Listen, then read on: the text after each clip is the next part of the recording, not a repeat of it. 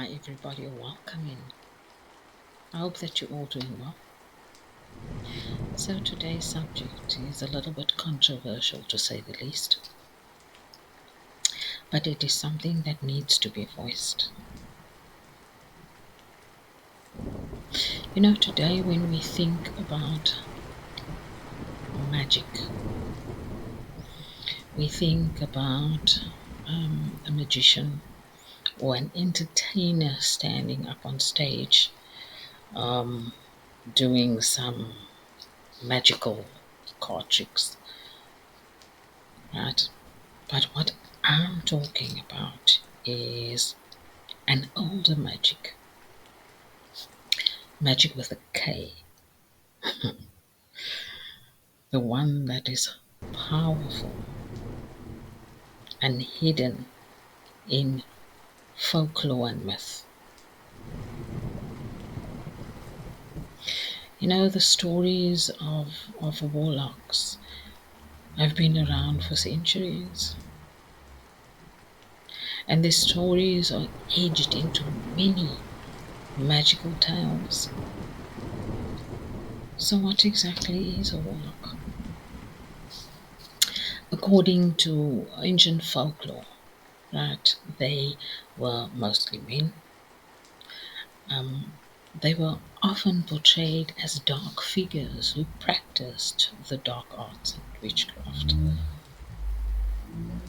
A legend has it, though, that with their special occultic knowledge, they could summon and work with demons and evil spirits. And they were known to use this knowledge to shape their own realities in some way or other. They were also known for casting spells or curses, or people that they saw as their enemies. They are masters at picking up insecurities in others, and many of them have the ability of, I don't know if you've heard of pathokinesis, right? So pathokinesis is a technique that stems from empathy, or the ability to feel someone else's feelings. So pathokinesis is the ability to psychically manipulate or project your emotions onto someone else and change the emotion. But remember, everything is energy, right? Just like you can say, I'll give you an example. Say, for instance, someone comes to you and they're feeling really sad and down. You can change the energy, you can change the vibration by the words that you express to them, your uplifting words, your high vibrational words that you speak towards them can change their mood. And just so these people can use emotion, send it to someone else, and change the emotion that they feel. They are the ability to shapeshift and to cloak themselves is a skillful art in itself.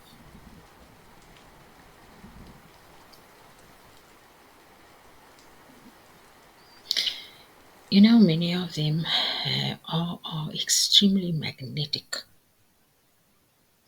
And it's like once they set their vision on you, you can find it quite hard not to be drawn into the magical pull.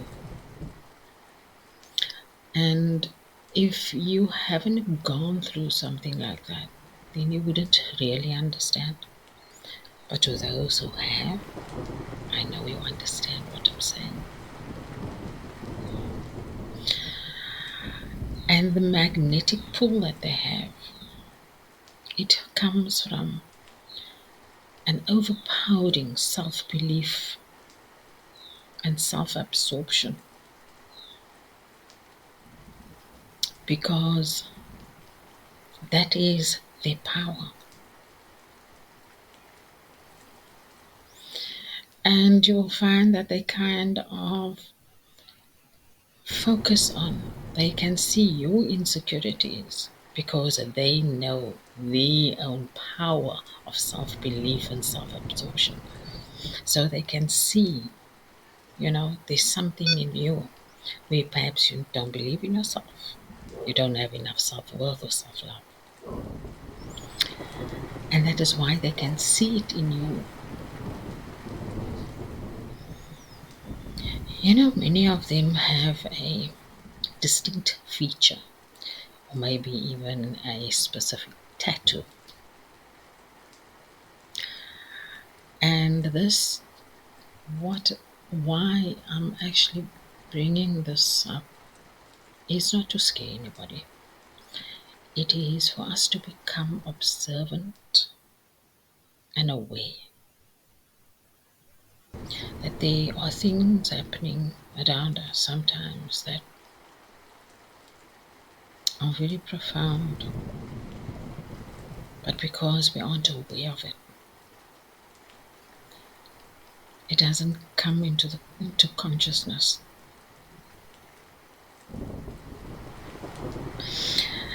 Many of these people target the chosen, light workers, light warriors, healers.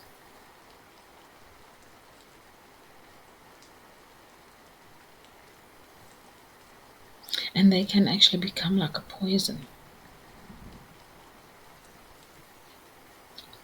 to light workers if they are not aware. That becomes the poison, because these people are so magnetic. However, they don't always, and okay, to be fair on them, not all of them have bad intention, because let's face it, everything works with intention. We can all use good or bad with our intention. Right, whether we go the way of light or the way of dark, it's all up to the warlocks, because there are warlocks who use their powers for good. But I'm talking about the warlocks who intentionally want to cause harm or havoc in others' lives, and the target is people who work in the light.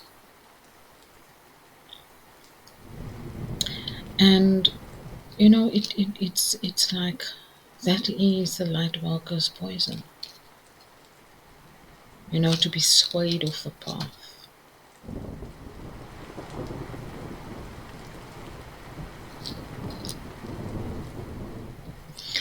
Look, let's face it, being spiritual doesn't just mean that we acknowledge that we have the essence of spirit within. It is also the refinement of our thoughts, our words, and our actions.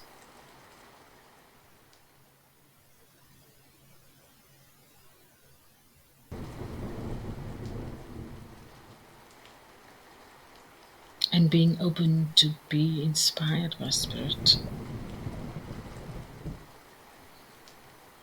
So how do we overcome this poison?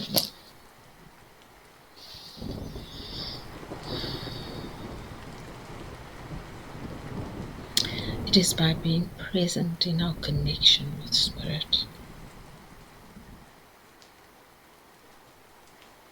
Being in a state of love. For love pervades, it is the primal materia It pervades everything in existence. And I'm not talking about, oh, I love someone, or I'm not talking about that kind of love. I'm talking about light. Also, the pursuit and appreciation of our own spiritual objectives and spiritual blessings. That is how we find victory, joy, and peace within. Also, the pursuit. So the trait of a warlock is, it's like a narcissist, right? Many narcissists are warlocks.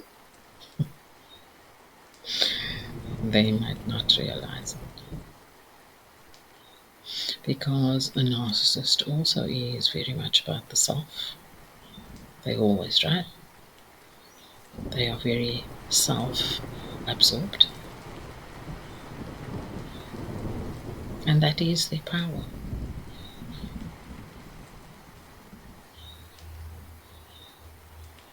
It is that unwavering belief in self.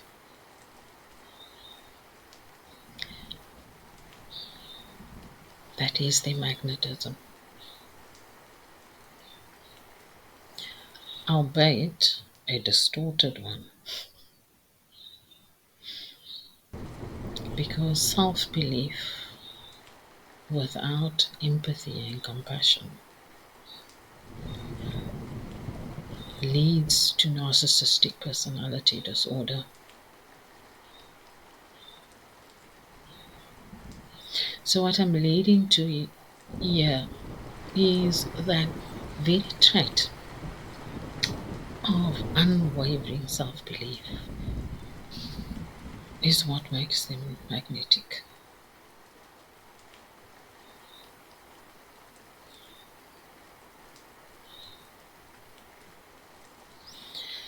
Many of these people, they are borderline, they have learned, many of them have learned over time how to, because they are so manipulative of others' emotions. It's like they have this grandiose belief that they can manipulate someone to do their bidding. Especially if you are a chosen or light worker. Many of them will actually try to do a destiny transfer.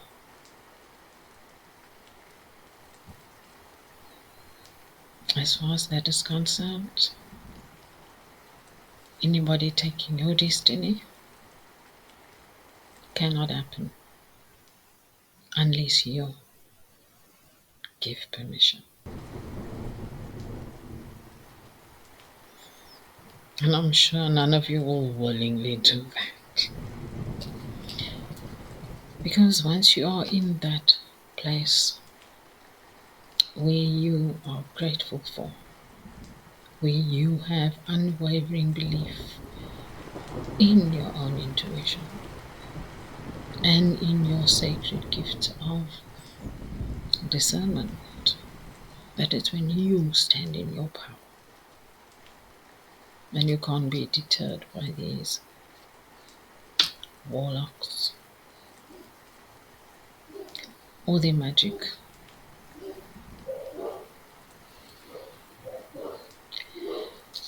So this has been my message for today, and I hope that it has given you some clarity.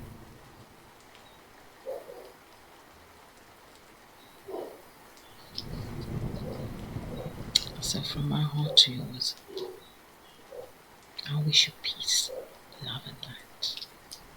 Namaste.